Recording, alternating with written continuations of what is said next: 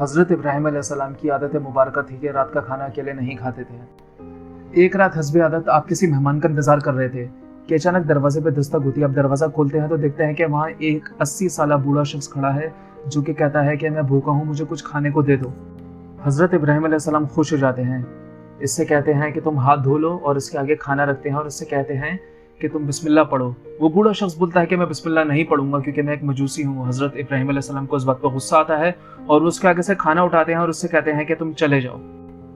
وہ بوڑھا شخص چلا جاتا ہے۔ ادھر پلک جھپکتے ہی حضرت جبرائیل علیہ السلام آتے ہیں اور کہتے ہیں اللہ نے فرمایا ہے اے ابراہیم، منکر تو وہ میرا ہے، میں نے تو 80 سال میں کبھی بھی اس کا رزق نہیں روکا۔ 80 سال سے وہ میری نافرمانی کر رہا ہے اور مجھ پر ایمان نہیں لاتا، اس کے باوجود 80 سالوں سے میں اسے ایک دن بھی بھوکا نہیں سلاتا۔ یہ سنتے ہی حضرت ابراہیم علیہ السلام اس مجوسی کے پیچھے بھاگتے ہیں۔ تھوڑے ہی آگے جا کر وہ ان کو مل جاتا ہے۔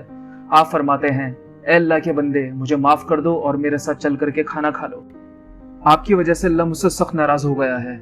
مجوسی بولتا ہے کون اللہ؟ فرماتے ہیں وہی اللہ جس نے ساری کائنات کو پیدا کیا ہے، وہ اللہ جو تمام مخلوقات کو رزق دیتا ہے۔ مجوسی یہ باتیں سن کر رونے لگتا ہے اور کہتا ہے کہ تیرے رب کا اخلاق اتنا اعلیٰ اور عظیم ہے، میں اس عظیم رب پر ایمان لاتا ہوں، اور یہ کہہ کر وہ کلمہ پڑھ لیتا ہے۔ عزیز دوستو، ہمیں نفرت گناہ گار سے نہیں بلکہ گناہ سے ہونی چاہیے۔ اگر کوئی انسان گناہ کرتا ہے تو ہمیں اس سے نفرت نہیں کرنی چاہیے بلکہ اس کو ہدایت دینی چاہیے۔ اللہ ہم سب کو سمجھنے اور نیک عمل کرنے کی توفیق عطا فرمائے۔ آمین یا رب العالمین۔